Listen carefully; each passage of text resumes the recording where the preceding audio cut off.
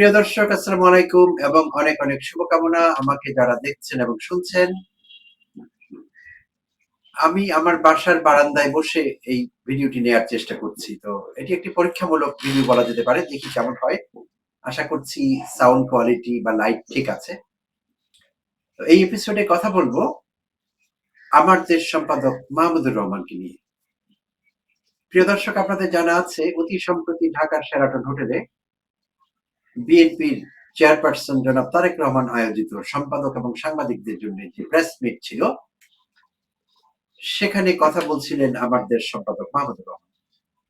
তিনি তার সংক্ষিপ্ত বক্তব্যে জনাব তারেক রহমানের 17 বছরের যে অ্যাবসেন্স, তিনি বাংলাদেশে ছিলেন না 17 বছর, এই 17 বছরে বাংলাদেশে কি কি হয়ে গিয়েছে সেই বিষয়ে তিনি হয়তো অবগত নন। তো এইভাবে কথা বলছিলেন মাহমুদুর রহমান এবং তিনি বলছিলেন যে আপনি লন্ডনে থেকে সেই সব কথাই শুনেছেন যা আপনাকে আপনার অনুগত লোকেরা শোনাবার চেষ্টা করেছে, বা দেশে এসে আপনি এখন শুনছেন আপনার কিছু বিশেষ লোকের কথা। তারা আপনাকে একভাবে তাদের বয়ান দিচ্ছে, দেশে কি হচ্ছিল, দেশের রাজনীতি এবং অন্যান্য বিষয় কিভাবে পরিচালিত হয়েছে। আপনি যে বয়ানটি পাচ্ছেন, মাহমুদুর রহমান আসলে ইঙ্গিত করছিলেন যে আপনার কাছে সঠিক তথ্য পৌঁছয় না বা এই মুহূর্তে পৌঁছাচ্ছে না। এই ইঙ্গিতটি তিনি দেবার চেষ্টা করছিলেন। তো এবং তিনি এক পর্যায়ে রিফার করছিলেন শেখ মুজিবুর রহমানের কথা, যে শেখ মুজিবুর রহমানও যখন পাকিস্তানি কারাগারে ছিলেন, যখন আমাদের মুক্তিযুদ্ধটি হয়ে গেল, তিনি কিন্তু জানতেন না এই দেশে কি হয় কি হচ্ছিল। কারণ তিনি সবকিছু থেকে বিচ্ছিন্ন ছিলেন বা তাকে বিচ্ছিন্ন করে রাখা হয়েছিল। নিউজ পেপার পেতেন না, ফোনে কথা বলার সুযোগ ছিল না, অর্থাৎ তিনি জানতেন না এই বাংলাদেশে আমাদের মুক্তিযুদ্ধ চলাকালীন সময়ে এই সময়টাতে কি হয়েছে তার একদমই জানা ছিল না, পুরো 9 মাস। তো সেভাবে বলছিলেন যে আপনিও জানেন না প্রকৃত সত্য কি হয়েছে রাজনীতিতে বা অন্যান্য বিষয়ে। এইভাবে তিনি কথা বলছিলেন। তো পরবর্তীতে তারেক রহমান তার বক্তব্যে মাহমুদুর রহমানের বক্তব্য রিফার করে তিনিও কথা বলেছেন। তিনি জানিয়েছেন যে আমি খোঁজখবর রেখেছি, মোটামুটি আমি আপডেটেড আছি দেশের পরিস্থিতি সম্পর্কে। ফাইন। তো ওটা কিন্তু ওখানেই শেষ হয়ে যেতে পারত। তো এখন দেখা গেল ওটা ওখানে শেষ হয়নি। বিএনপির সাইবার টিম বা সাইবার সেল মাহমুদুর রহমানকে নিয়ে কিছু কথাবার্তা বলছে, যেটা চরিত্র হননের সামিল অনেকে মনে করছে। তো সেই সাইবার সেলের লোকেরা মাহমুদুর রহমানের একটি তথ্য সামনে নিয়ে আসবার চেষ্টা করেছে। তারা বোধহয় এর চাইতে ভালো কিছু পায়নি। তথ্যটি হলো যে মাহমুদুর রহমানের দ্বৈত নাগরিকত্ব রয়েছে। তিনি একই সঙ্গে বাংলাদেশের নাগরিক এবং তুরস্কেরও নাগরিক। এই তথ্যটি বিএনপির সাইবার সেলের হয়তো মনে হয়েছে যে এটি তারা একটি ব্রেকিং নিউজ দিচ্ছে বিশ্বকে। তো এই বিষয়ে মাহমুদুর রহমান কথা বলেছেন গতকাল তার মন্তব্য প্রতিবেদনে। দীর্ঘ আলাপ করেছেন তিনি, এই বিষয়ে বিস্তারিত কথা বলেছেন এবং ক্ষোভ প্রকাশ করেছেন, দুঃখ প্রকাশ করেছেন। প্রিয় দর্শক, আপনাদের নিশ্চয়ই জানা আছে একসময় মাহমুদুর রহমান বিএনপির লোক ছিলেন। তিনি জ্বালানি উপদেষ্টা ছিলেন, বিএনপি সরকারের গুরুত্বপূর্ণ দায়িত্ব পালন করেছেন সেখানে। তো এখন সেই মাহমুদুর রহমান এখন তিনি বিএনপি করেন না, বাট তিনি স্পষ্টভাষী। তিনি যা সত্য মনে করেন, যা ভালো মনে করেন তার দৃষ্টিতে দেশের জন্য, কিংবা আগে করতেন বিএনপির জন্য, যদি কোনো কিছু তার পরামর্শ থাকে তিনি নির্দ্বিধায় সেটি দিচ্ছেন। এবং মাহমুদুর রহমানের একটি গ্রহণযোগ্যতা আছে সারা দেশের মানুষের কাছে। তিনি একজন চমৎকার ব্যক্তিত্ব মাহমুদুর রহমান, ওয়েল এডুকেটেড এবং পরিমিতি বোধ আছে। তো সবকিছু মিলিয়ে তিনি একজন গ্রহণযোগ্য ব্যক্তিত্ব। তো মাহমুদুর রহমানের নামটি কিন্তু অনেকবার উচ্চারিত হয়েছিল আমাদের সরকার ফরমেশনের সময় বা অন্তর্বর্তীকালীন সরকার যখন চলছে। মাঝখানে যখন অধ্যাপক ইউনূস পদত্যাগ করবেন বলে এরকম একটি চিন্তা করছিলেন, তখনও আবার নতুন করে সরকার ফরমেশনের বিষয়টি আলোচনা এসেছিল। তখন অনেকেই মাহমুদুর রহমানের নাম সাজেস্ট করছিলেন যে রাষ্ট্রপতি যদি নিয়োগ করা হয় তাহলে মাহমুদুর রহমান সেই পোস্টে আসতে পারেন। মাহমুদুর রহমান একজন গ্রহণযোগ্য ব্যক্তিত্ব সামনে। তো সাইবার সেল যে কাজটি করছে এই বিষয়ে মাহমুদুর রহমান ব্যাখ্যা দিয়েছেন তার পত্রিকায়। তো তিনি অতীতে ফিরে গিয়ে বলবার চেষ্টা করেছেন যে 2019-এ তিনি যখন মালয়েশিয়াতে ছিলেন, সেখানকার ইসলামিক বিশ্ববিদ্যালয়ে তিনি পিএইচডি প্রোগ্রামে স্টুডেন্ট ছিলেন, পিএইচডি করছিলেন। সেই সময়ে তার বাংলাদেশি পাসপোর্টের মেয়াদ প্রায় শেষ হয়ে যাচ্ছিল। আর আপনাদের নিশ্চয়ই জানা আছে তিনি কোন পরিস্থিতিতে দেশ ত্যাগ করেছিলেন, মালয়েশিয়া তাকে যেতে হয়েছিল। হাসিনা আমলে তিনি কি পরিমাণ নির্যাতনের শিকার হয়েছিলেন। পুরো আওয়ামী আমলটাই যেমনি অন্যরা নির্যাতনের শিকার হয়েছিলেন, মাহমুদুর রহমান কিন্তু বেশ ভালো রকম নির্যাতনের শিকার হয়েছিলেন এবং এক পর্যায়ে তিনি অতিষ্ঠ হয়ে দেশ ত্যাগ করেন। তো তখন তিনি মালয়েশিয়াতে ইসলামিক বিশ্ববিদ্যালয়ে পিএইচডি করা শুরু করেন। সেই সময়টাতে তার বাংলাদেশ পাসপোর্টের মেয়াদ শেষ হয়ে যায়। তো বাংলাদেশ পাসপোর্টের মেয়াদ শেষ হয়ে গেলে তিনি মালয়েশিয়াতে তার স্টুডেন্ট ভিসাও কিন্তু রিনিউ করতে পারতেন না। এই জাতীয় কিছু জটিলতায় তিনি পড়েছিলেন।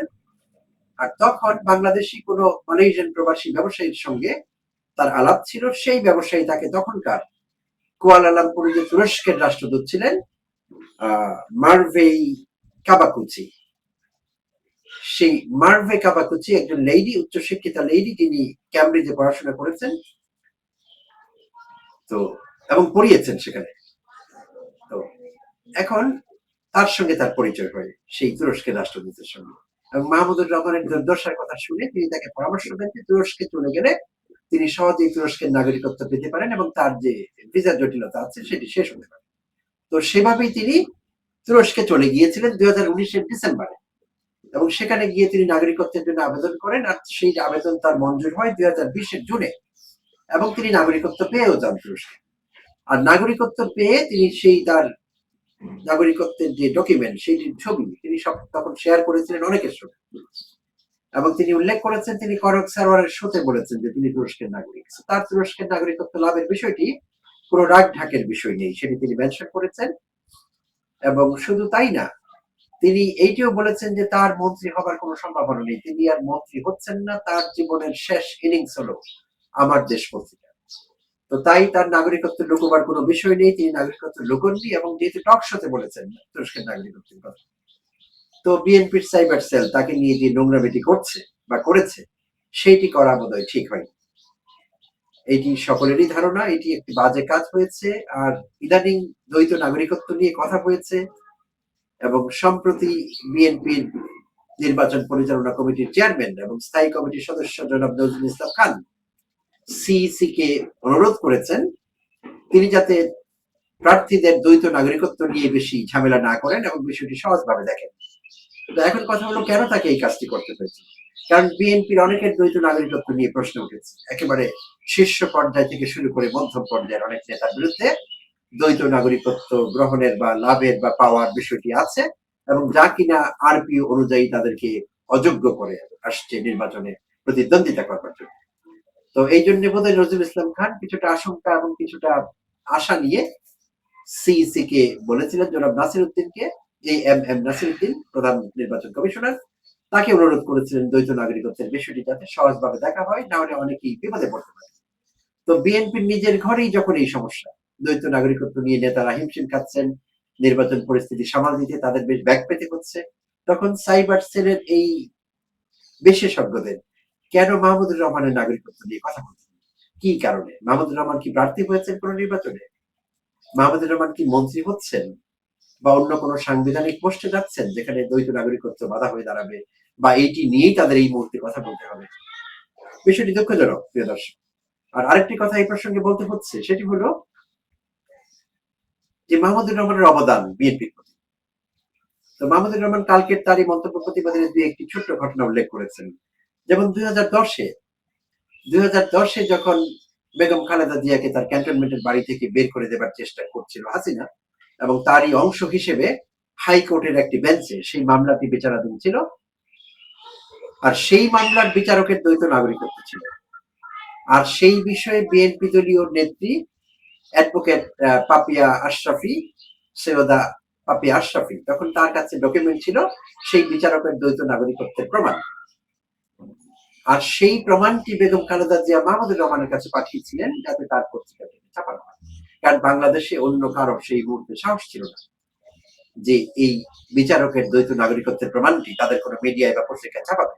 মাহমুদুর রহমান কিন্তু সেই ব্যক্তি যিনি এই কাজটি করেছিলেন, এবং এই কাজ করতে গিয়ে পরবর্তীতে তাকে হাসিনা দোষারোপ করতে হয়েছে। তো এবং 2019-এ তিনি যখন মালয়েশিয়াতে ছিলেন, তখন তিনি সেই তুরস্কের যে যার কথা বলছিলাম রাষ্ট্রদূত, যিনি তাকে নাগরিকত্ব পেতে পরামর্শ দিয়েছিলেন, সেই রাষ্ট্রদূত মার্ভে কাবাকুচি খালেদা জিয়ার দুর্দশার কথা শুনে, খালেদা জিয়া তখন 2010-এ নাজিমুদ্দিন রোডের যে কারাগারটি ছিল আমাদের কেন্দ্রীয় কারাগার, এবং যা পরিত্যক্ত অবস্থায় ছিল, সেই কারাগারে বেগম খালেদা জিয়া কিভাবে দিনাতিপাত করছিলেন কারারুদ্ধ হয়ে, সেই বিষয়ে তিনি কথা বলেছিলেন তুরস্কের রাষ্ট্রদূত সেই লেডির সঙ্গে, কাবাকুচির সঙ্গে, এবং কাবাকুচি তখন মাহমুদুর রহমানকে পরামর্শ দিয়েছিলেন এই বিষয়ে তিনি যাতে তুরস্কের রাষ্ট্রপ্রধান এরদোগানের কাছে একটি চিঠি লিখেন, এবং মাহমুদুর রহমান সেই কাজটি করেছিলেন। অর্থাৎ বেগম খালেদা জিয়ার জন্য, সার্বিকভাবে বিএনপির জন্য যা যা করবার মাহমুদুর রহমানের ক্যাপাসিটি থেকে তিনি কিন্তু টাইম টু টাইম সবকিছুই করেছেন।